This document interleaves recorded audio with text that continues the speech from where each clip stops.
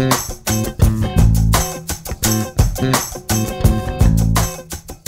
welcome back, people, because I don't know if somebody's mama's watching.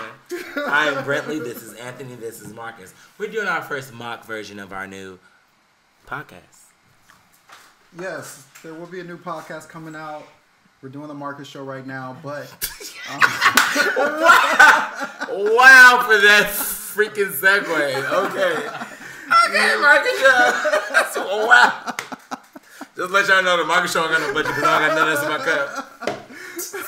With some of the most talented people in LA right here. We got Brentley, extraordinaire musician. That's musician sounding crazy. Wow. Extraordinary singer. Internationally known. Absolutely. Anthony, you're so petty.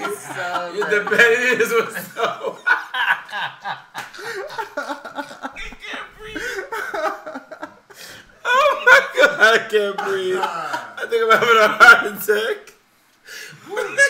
The way he chuckled when you said musician work. He really did. Wow, he read my whole existence. We got Anthony over here, actor, extraordinaire, writer, musician. He does it all. Bodybuilder. Bodybuilder, sculptor, freak at the gym that you be staring at. Yeah, I love the gym. Yeah, it's great. And then we have Marcus over here, extraordinaire to all things Apple. Okay. All things Apple. Producing this show. This is his equipment. We're in his home, girl. Remember these humble booking this bitch, because when we go on tour, you better buy your ticket. This is true. Top pop, which I don't know what that means on this app, but that's what it say. I'm just reading the facts. Yes, we have Marcus. Yes. But so we talked about a few things. We talked about Bill Cosby. We talked about Nicki Minaj and Cardi. What the fuck else is going on? Did y'all see Cardi get out of jail today? Yeah. What the A real stage cute. About that? Yeah. Wait, was she in Brooklyn or the Bronx? I don't know. New York City stunt. Next case. I think it was a stunt too. She was looking bomb. She was looking. She was in like a sickening, nice. We're about to merge to fall holiday look, the cream and like the white. Like money. Yeah. And then it's just like money. She ain't no strip. She don't got to dance no more. She ain't got to dance no more. It's just my thing is y'all. If people are just so selective what they care about. I was like, it's like people aren't like.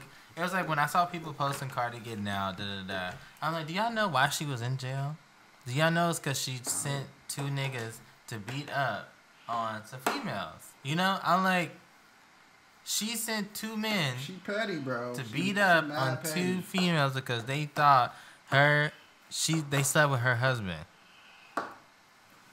But when we talk about, Trump grabbing on some pussy, oh my God, they're treating women wrong. What's this, sis? What's this? I don't know. She got number 1. He wants to send Cardi on a cross burning so bad. So y'all please. But I like her though. I like Cardi. Tune into that. Oh, we really are live. Sorry, y'all. We watching live on the iPad. It's a lot. But I like them both, so it's great. Female raps. They doing the damn thing. Kanye West supporting Trump. Who is He's that? a fucking coon. That's that. Whoa, sorry, whoa, Kimberly. Back up. Kanye's case. from Chicago, so you're not going to talk about Kanye like that. I don't give a fuck. He's from Chicago, and I love this man. And he can think different however he pleases. Why? He might Because be he's from crazy Chicago. as fuck. Because he's from Chicago. So he can move a nation real ignorantly. Who isn't crazy being black in fucking America? There's a difference between being crazy, and then there's a difference between being a dumbass. No, you won't talk about Kanye like that. Chicago, no. Chicago will not let you have it right now. We love this man. They ain't loving him too much when he didn't even give money to his own foundation, but he had given it to KKW. I love Chance. I love Kanye. Kanye is the man. Let's just love Chance. If we gotta love a nigga from Chicago, let's just do Chance. That's the whole point of everything. If I gotta pick Kanye or Chance, Chance cuter too and shit. I don't hear Kanye giving out millions of dollars to a school and public schools and stuff. Chance giving that. I think he could be about that life though, bro. Kanye is in the sunken place. Oh shit. That's. I don't think Kanye is in the sunken place. I think Kanye is just thinking differently. He's thinking like for himself. He's thinking for his family. Right, but you gotta. He's thinking about other people that work for him. That nigga is trapped. But you know the way he's thinking is going to affect millions of other people because you have millions of fans. So I think that when Beyonce thinks for herself, that's like impossible, girl. You can't put nothing publicly out that you know that your beehive would jump off a bridge. You say we're all jumping off a bridge today because I'm Beyonce. Everybody's gonna jump off a bridge. So if you're Kanye West with a multi-million following, you cannot be like, slavery was a mess and all. Some people like you, Marcus, because some young boy that's younger than us, that's not understanding life how we all understand it, or has lived as long as us. They gonna soak that in and be like, yeah, slavery is silly. Before you know it, then slavery never existed. Now it was fake. While we gonna be in our graves like, bitch, y'all tried it. Cause Kanye, this nigga, Kim husband. But and I love Kim. Marcus about to let us have it. Go ahead. No, I love Kim too, and I think Kim. She's not the issue. She's getting people out of jail. She's doing so many great things. I really think they're playing on this president not to say like they fuck with him. They just like whatever I need to accomplish. I'll wear your hat. I'll talk about how we need to vote and think differently, but I'll be on the grassroots telling y'all, I don't fuck with this nigga. I'm just trying to make some shit happen. Like, I feel like that's the message we need to... And I feel like that's the message we're not hearing because we're not a part of the clique. But that's the message that's going down. I trust in Kanye West that he knows better and he's trying to do better. How you trust the nigga from Chicago that's talking about the 13th Amendment needs to end, but he live in Calabasas now, girl? We be on the grassroots just making shit happen. Where he at for me? Because I done slept in my car 3 days in a row. Kanye for president. Yee for president. No. Tried it. I just don't get what do you trust in him? I don't get what do you trust in him? No. No. You canceled, sis. You don't get invited to the barbecue, Marcus. You're a chop. Kanye for president. Sit your ass. Sit your ass down. Absolutely not. B for president, bro. Like I think it's gonna be B and A for president. Let's do this. I think we could do this, Anthony. B and A for president? Yeah, Brendan Anthony. Okay. I mean, you want to be the vice president? Let's cancel her. I low key kind of want to be the vice president because I think I don't have to go through my shit that you gotta go through. Not just be in the back like a bitch. Hold up. While we're speaking about the president, let's move to the next freaking thing. Like, what do y'all think about after you said that this whole... Kanye, let's just move on. I mean, we're talking about Kanye and Kanye. I hope we still not live because we are. Y'all should cancel him and not follow him. Let's talk about this Brett Kavanaugh and... Who? Oh, my God. Brett Kavanaugh? Who? You don't know what Brett Kavanaugh is? It's the Supreme Court Justice nominee. Oh, he knows. He's playing. Brett Kavanaugh, bro, we gotta... he cannot get nominated, bro. They just said when the TV was on, it said that Mark Judge is going to be interviewed or is being interviewed by the FBI, which is one of the biggest things that the Democrats. Because he was in the room. So, he was in the room. Fucking. Like he was allegedly. They wasn't fucking. They was just. So if they're able to, and this is a good thing that he's interviewing the FBI because if he interviews the FBI and they find any lie, it is literally a felony to lie to the FBI. So which is why this is a whole big point. They're like, okay, finally they're getting the person. Because if he says that he's not in the room and then whatever they investigate and and he lied, then and they're already questioning fucking Kavanaugh because he's lied about he lied about him getting into Yale. He's saying I didn't have any connections in Yale. Yada yada yada yada. This motherfucker, his grandpa went to Yale, and Yale has a whole program where if you have like family members that's went, you're like a legacy. When you apply, you're like a legacy applicant or whatever, which means you have not so much a guaranteed automatic in, but you have some kind of specialty in. So that's already a lie. Like your grandpa, he knew his grandpa went to Yale, and he said he didn't have no connection. So that's that's lying like somebody right from there. Trump wrote that speech, bro. It Absolutely. was just like you're talking about the Clintons. You're talking about how Democrats are trying to get you. You talking about how your family's so affected because of this shit. Bro, you did this shit and it came out. So you gotta do it. Bye, Felicia. But you ain't gonna be a man and be like, yo, I did the shit. I'm sorry. I don't really remember Of course they're not gonna be This was so white long privilege ago. and in politics. This was so long ago. Like, I've changed. I'm not, like, this is what I would respect if he would have came out like that. Like, and you know he not. Whoever in politics that was white ever came out like that. His lies are horrible. They're not. It's just like to be like, I never drank or I barely drank. He's like, bro, we all know when we graduated. And who remember that far back? I used to be a wild ass motherfucker. Stuff that sorry, mom. I hope you ain't never gonna ever watch this. Could be saying. Like, I just feel like for people to be acting like they can calculate the times that they was being a mess and growing up is a fool. Well, it's not so much calculating each specific time. I've never did this. But it's like, I definitely know growing up, like, if I was to think back when I was drinking, I definitely wasn't drunk every weekend. No. Because you're new to it, too. You tasting it out. You get drunk one time, you be like, bitch, I thought I was dying. But I can definitely tell you I wasn't drunk every weekend. I thought I was dying, bitch. Jose Cuervo, the gold one, is the reason why I just don't like that shit. College, me and my friend, I drank water and threw up. I'm sorry, I'm just saying. But you know the feeling, you be like, I'm never drinking again. Absolutely. That's 32, last 2 weeks ago, still drinking. I know, I'm waiting for the second daiquiri, but we still waiting to budget a bit. We gotta like get our culture and do better. Like the drinking, the smoking, like it's all good and gravy, but like we really gotta. But what? Okay, let's talk about this. Let's talk about this as we are recording this. And no, let's talk about that. Why are we demonizing marijuana? Why are we demonizing a little drink? The Rockefellers made. Let me finish my question. Okay. I really feel like we didn't bring that in. We always demonizing some shit that like other motherfuckers been doing. The Rockefellers brought liquor into our country. I'm not gonna go into that, but do your research. You don't know what I'm talking about. And marijuana heals people. Like I probably shouldn't say that part. That's what I'm about to say was about to be very, but it heals people. From the Indian culture. Like, okay, producer. I think marijuana heals people, but marijuana also makes people very lax and very like. If you're doing an indica, if y'all doing sativa, y'all should be good, bumping and getting your work done. Weed affects everyone differently, so some people will just depend on it for every fucking thing, and they can't do anything in life. Okay. Some people, they move in different places, like they're making shit happen. But I'm saying, let me clarify. I'm not saying be on any type of anything. Like around the clock. Like I like a drink, but I don't drink every day. Honestly, this is California. I have got a little lax and want to do a little puff if somebody has it or something like that because it's relaxing. If it's a relaxing evening, I had a puff for the show. I was trying to relax and some stuff to get my mind together. I just drove here. I'm saying, friend, let me be real. Let me be 100. But my problem is too much of anything is bad. Too much of your vegan salad that you like to eat all the time could be bad. Vegan salad is so fucking good, everyone.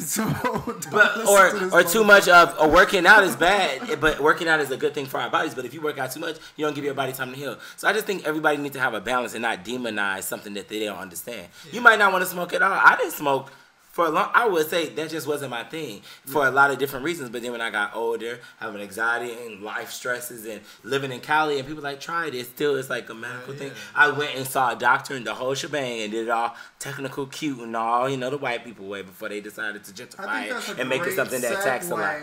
Into mental health and. That too.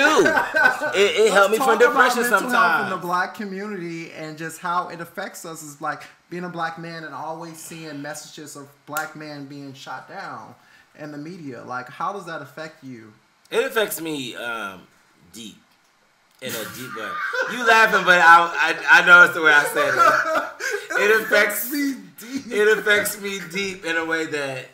No, I know. Laugh it out, get it out. No, but what I was about to say is that my brother was killed. That the way people are very sensationalizing it now. Yeah. My brother Andre was killed in 2007, or around 8, by cops, and it wasn't like it was on the news for like locally in Dallas, but that was that, and move on. So now that we're in these times that like every 5 seconds somebody's got it on the ground, or Snapchat when that stuff did not exist in 2008, it leaves me with like this bittersweet thing. Not like, oh my God, like I don't cry out for these people that were wrongly, murdered. Or murdered, nobody should just be murdered no matter what. But people that were murdered and stuff in like cop violence or cop whatever we fucking call it. With policemen, I'm slightly desensitized because I'm like, it's been happening. It's been like a reality. And when it's been a reality in somebody's life, like for me, like my family and stuff, it's something that like we know happened. We all cried. We went to the funeral. But like I still sometimes deal with that mentally. Sometimes like I feel like my brother is whispering in my day-to-day life of like in my dreams or telling me to be like tough because he was older than me. So it's a lot. Like I know we like so we have hearing ghosts. A little bit. Last night a ghost jumped on me in San Fran. Y'all can laugh if you want to. I'm very spiritual. And last night a big being, it was not my brother though, because he was like, why? He jumped on me in the bed and I woke up. Ask Anthony. It's just like what I think with just the media in general, I kind of got annoyed with how they were handling when I feel like police brutality was becoming a topic and it was being on the media and all the time. And I just definitely feel like families are being exploited when I feel like it was just... It's not a simple fix, but I'm like, once there's a case where an officer obviously did not need to shoot that person, to death, like it was not necessary, there should be proper consequences. That's what my question was. I'm like, why are we continuously having reports of this guy got shot, this guy got shot by the police, this guy shot by the police, and we're getting all these different reports about how wrong it is, but there's no serious consequence. That's when I'm just like, that's not right, because now we're literally just using people's real life situations just like yours for a fucking story, kiki, for an article, for just a show. But at the end of the day, when it comes to like the powers of like rules and the power of like, why are we not doing anything? It goes so beyond us. Like I've watched this documentary on Netflix. If you ever can see it, it's called The 3%. Just watch it.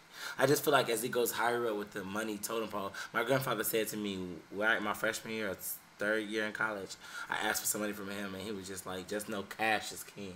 And that stuck with me. I really feel like you can like literally murder a whole family, but if you in that 3%, they'll act like that shit never happened. That family just randomly murdered stuff. It'll be a story on TV, everything. We're just in these times that like you can almost pay for anything. You can pay for a whole new identity and face, booty, a fucking life.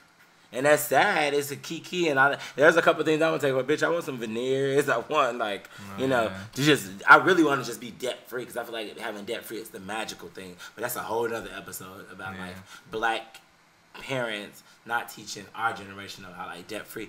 I feel like I live up and down like with money, but that's a whole money. I feel the same way. So we definitely should talk about like financial and just the struggle of like not having maybe the background of being like financial savvy, because it's what we wouldn't talk, and then every turn you try to do it, but then shit just come into play where you gotta pay this, you gotta pay that, and it's just bills left and right. Like to the point, I think of minimalism. I'm very as a black community and get free of But we weren't taught it. How you gonna know some shit you never was taught? Even think about like how you talk or how you maneuver. Everything that we do, first of all, came from our child behavior, and then as we get older, all we do, we're still those kids. But our parents, because it's our parents, but then we learn with life. Like a lot of way how I maneuver, or how I hustle, or how I do anything. I got some friends I can. What the fuck is that? Okay.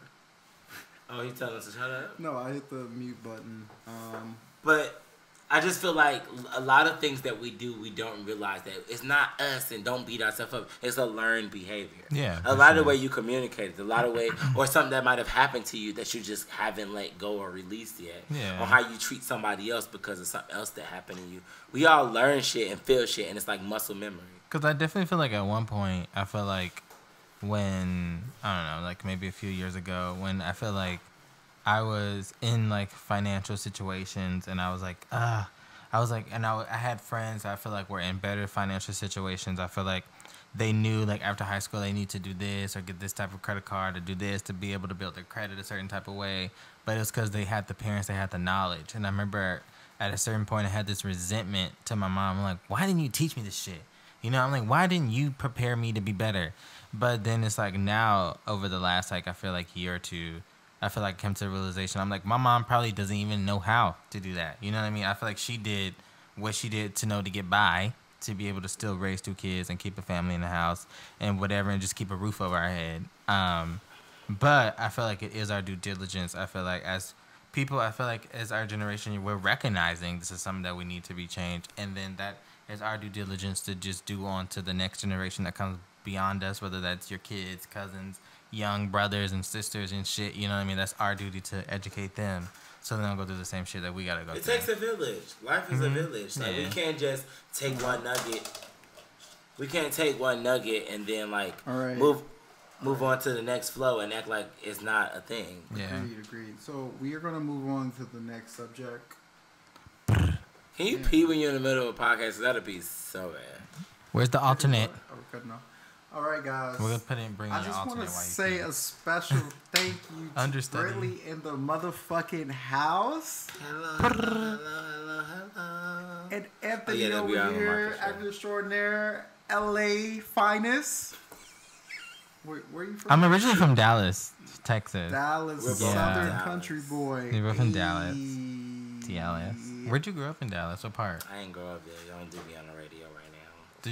Were you just born there? I grew up in Chicago. Anthony over here. Oh, in Chicago. Oh, bitch, you grew up with the bullets. Extraordinaire. Making sure everything goes right in here. Big boss on the scene. Yay. Y'all look him up. And Cash App us at B. Okay. We'll throw the cash apps. Support struggling artists out here in these streets. The struggle is real. Rent in I got LA shows on TV is still, bro. high as fuck, Cash App. y'all. That's high immediate. as Well, fuck. Venmo is immediate too now. Oh no, yeah, it's immediate. But last but least, Yourself, Marcus Anthony Marcus. Bailey from Midwest Chicago, on the Q's, educated, black, Oh, so you successful, guys meet in Chicago? and beautiful, and That's single. middle school. That's cute. I'm sorry, we talking to your outro. That's beautiful. But that's our show today. We'll see y'all soon. Bye. Bye.